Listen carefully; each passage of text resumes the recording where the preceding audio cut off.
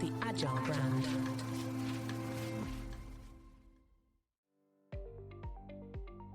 Welcome to the B2B Agility Podcast, where we look at the factors that drive success in B2B marketing, with a focus on the people, processes, data, and platforms that make B2B brands stand out and thrive in a competitive marketplace. I'm your host, Greg Kihlstrom, advising Fortune 1000 brands on MarTech, marketing operations, and CX, best-selling author and speaker. Now let's get on to the show. Many entrepreneurs dream of scaling a niche product, achieving market dominance, and ultimately securing a successful exit. I'm going to just start that over again. Many entrepreneurs dream of scaling a niche product, achieving market dominance, and ultimately securing a successful exit, but few actually make it happen. How do you take an idea from concept to acquisition, and what key lessons can other business leaders, including marketers, take from that journey? Joining me today is Chris Tilkov, General Manager at DocuSketch, an automated estimation and documentation platform that helps homeowners rebuild after natural disasters. Before leading DocuSketch, Chris founded Ask AiME, a platform that has success that was. I think we'll have to do something in there as well. Anyway, I'm definitely not leading DocuSketch. I still lead the product AiME too. So I'm leadership at DocuSketch. Okay. Director at DocuSketch too. And then while you're at it, I know there was one other thing I read. It says carpentry somewhere, and it was actually carpet cleaner was my first job. So if you see that word come up, I think it was in my bio. So if you think carpet cleaner when you see that one. Okay, perfect. So I'm just going to say before joining DocuSketch, and then you can talk about your role when I ask you to introduce yourself. Yep. So I'm just going to say before joining DocuSketch, Chris founded Ask AiME, a platform that was successfully acquired, and then I'll mention the carpet cleaning and stuff. Beauty. Okay. Joining me today is Chris Tilkov, General Manager at DocuSketch, an automated estimation and documentation platform that helps homeowners rebuild after natural disasters. Before joining DocuSketch, Chris founded Ask AiME, a platform that was successfully acquired. But his journey didn't start in tech. He began his career as a carpet cleaner before transitioning into the world of technology and entrepreneurship. Chris, welcome to the show. Thank you for having me, Greg. Yeah, looking forward to talking about all this with you. Before we dive in, though, why don't you give us a little more background and how your journey from carpet cleaning to technology led you where you are today? Sure, yeah. Somehow I'm started in this industry, restoration and insurance, when I was 17, and I'm a millennial. I don't think you'll find too many millennials out there that stayed in the same industry so long. Right. I was a flood technician at first and a carpet cleaner. And so a flood tech would be somebody that comes to your house or business anytime, day and night, if you had a flood. So I learned a lot about building science and materials, did demolition. At the same time, through my career, I was often studying part-time. And what I was studying mirrored what I was doing in the field. So I studied architecture and engineering. I studied business, and ultimately on to technology. I created some successful products for the companies that I worked for along the way. I tied into ERP solutions and came up with sales reporting for one company that fundamentally changed the way they did business, and moved on to build a national estimating platform for a franchise group. I eventually kind of really wanted to try something on my own. So that's when I stepped out and put my efforts into AiME, which is an automated review platform, reviewing insurance-based estimates. And the long short, highs and lows, strikes and gutters on that journey, as any entrepreneur has, but ended well. And I'm now part of DocuSketch, and DocuSketch captures 360 images at the beginning of the job for the insurance industry. We write the estimate and use my product to review those estimates. So very natural fit, and no looking back and no regrets. Yeah, love it. So yeah, let's maybe take a step back and start towards the beginning here. And I want to talk about building and scaling this product, with which certainly fills an important niche there. So what inspired you to launch Ask AiME, and how did you identify the market need? Yeah. Well, first off, I kind of mentioned I had a couple successes for others, and I really did want to try something on my own. I actually pitched the idea of AiME to one of my employers, and it just wasn't for them. They weren't looking to get into the tech space, so fair enough. And I kind of assessed and realized that I was at a time in my life that I could take the risk. And so before what inspired, you kind of sometimes have to do a self-assessment if you are really going the bootstrap method like I did, uh, to really assess things. So I was single, no dependents. It was the time for me. This was the only industry that I knew, and I specialized in reviewing estimates. It's very time consuming to do that. You've got somebody on the restoration contractors kind of side of the negotiation doing it. You've got groups on the carrier side of the negotiation doing that. There are not enough people. There were not enough experts, and it was a terribly inefficient process. So that was the need. I was confident from my experience and having becoming an expert, traveling, being a trainer, really knowing these systems inside and out, that I could design a system that could parse these out and help in the process. It was definitely a leap of faith. You couldn't test a small partial product here. You had to kind of build enough rules behind it so that it actually produced a result. But it was, like I say, it was the time in my life to go out and really try to do. So I saw a pretty significant need to improve efficiencies across the industry. Yeah. And so, I mean, in that step, because there's different kinds of founders. There's the technical founders that are, they're writing code, but may not have as much of the hands-on experience that you had. So in other words, you're coming at this from like the market need was something that you experienced, and the data, for lack of a better way of explaining it, was firsthand knowledge, right? Did you have other data that was kind of guiding your decisions there as well?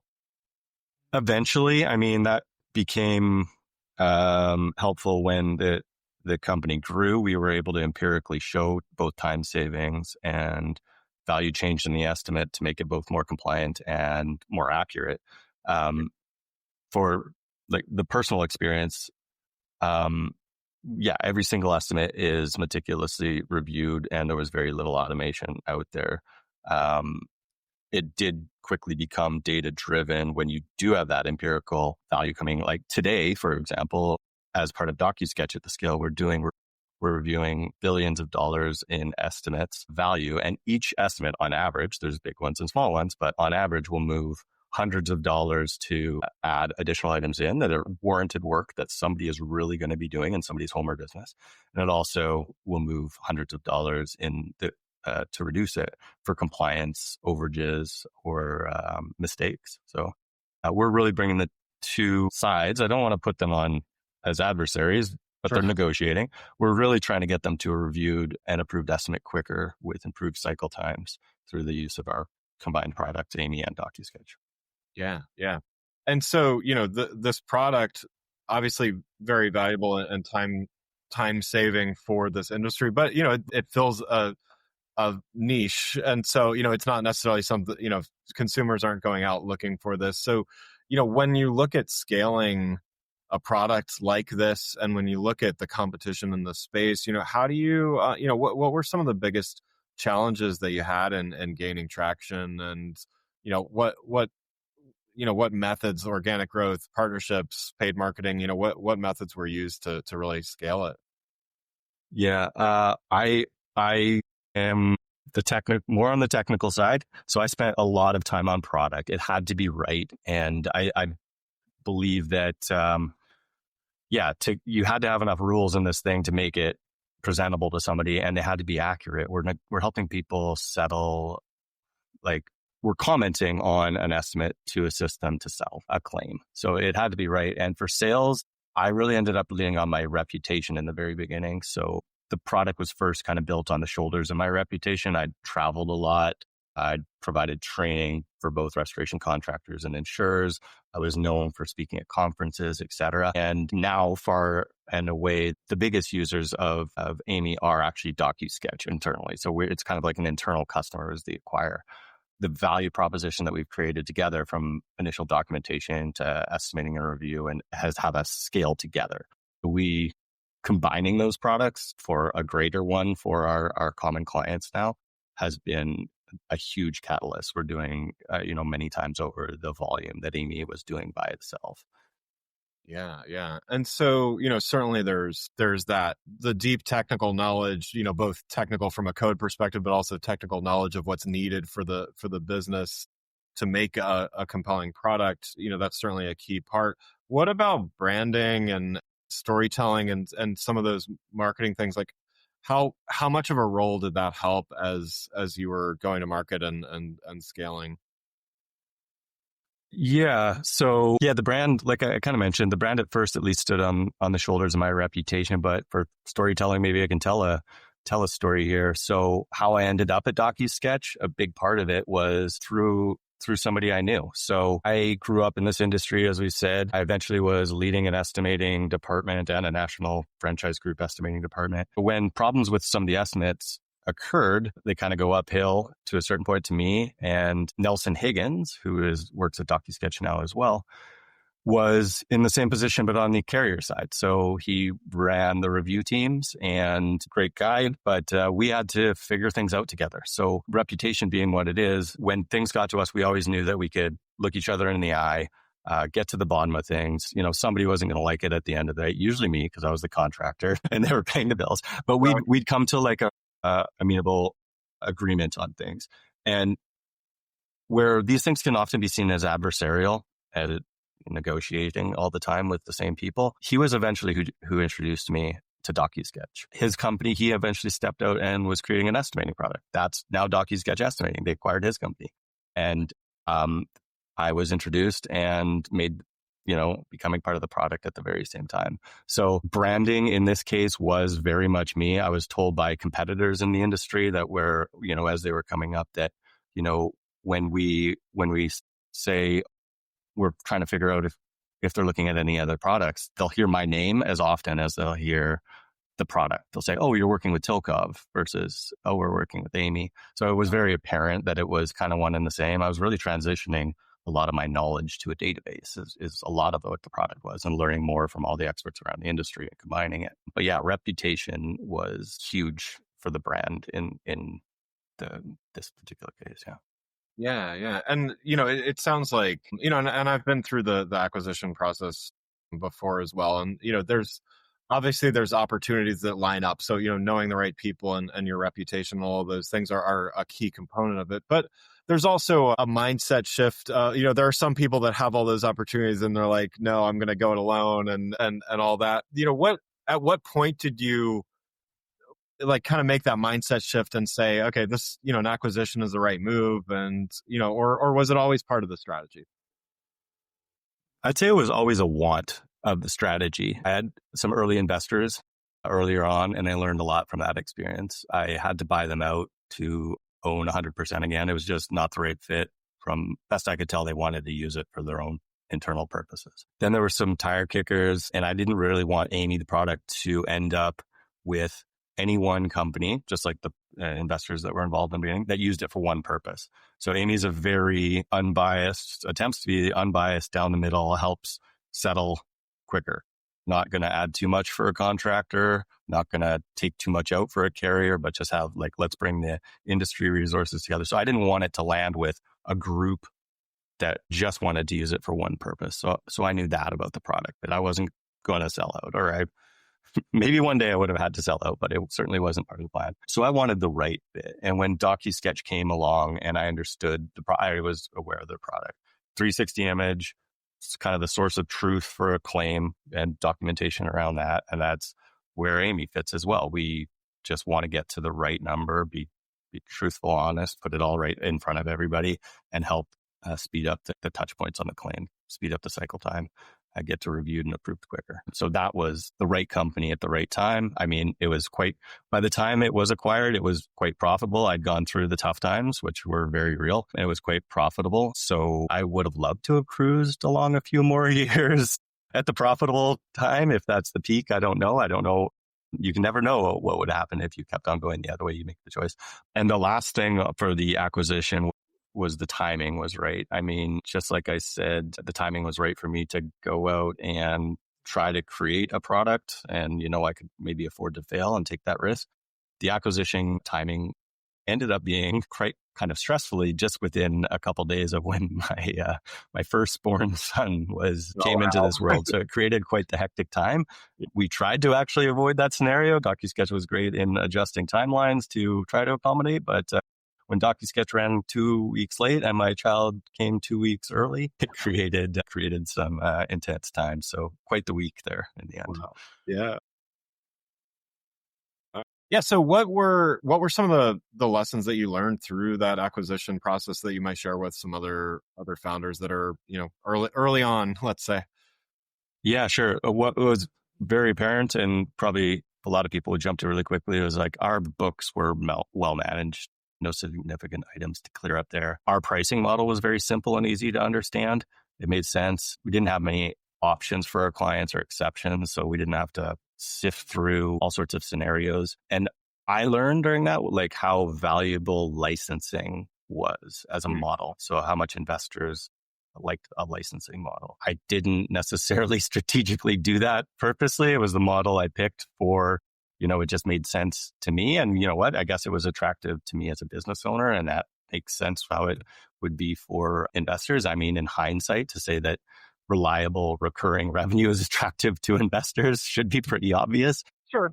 But how much that mattered was part of what drove a good valuation. Then lastly, like knowing that the other founder out there was going through the same process as me, it made the acquisition process quite simple, knowing that somebody in my very similar position to me was already ahead in the process. I trusted that person, and we're already going to become part of DocuSketch. So we cleared hurdles pretty fast on a trust basis, which I don't think you should always be careful out there. And I certainly was careful, but I think I was able to move along a little bit faster on that path with that knowledge. Yeah, that's great. So, obviously your knowledge and your experience is really deep and in your industry. To broaden it out, I see a lot of applications myself to other industries as well, but just curious from your perspective, what lessons would you share with marketers, across other industries, that as far as your approach to growth and customer acquisition? Other industries, from a guy who's been in the same industry since he was 17. So I guess it remains to be seen for me. What's been interesting, I've learned a lot after becoming part of DocuSketch. It was a much bigger company. It's continued to grow and expand and serve our customer base. And so I'm learning a lot from how bigger organizations operate. And I was from more like bricks and mortar, going to the job site, boots on the ground type industry too. So pretty significant. Some days I might be saucer-eyed at some of the knowledge and ideas that are going on around me. But how the DocuSketch organizes, assesses prototypes, reports, and everything has been interesting to see. And I know that my expertise contributes to DocuSketch. We have so many boots on the ground type people from the past that really drive our product. So like we do rely on that. I think I'm going tangential to your original question, but we push, like, we know that we have some of the best people in the industry from both the restoration contractor side, the insurance side, and tech side now as well. Working with these people every single day has been just a great privilege, and I'm learning so much from them. So sorry, I don't have a big gem to share there, but I'm learning a lot all the time from this change. Well, Chris, thanks so much for joining today. One last question before we wrap up. I like to ask everybody here, what do you do to stay agile in your role, and how do you find a way to do it consistently?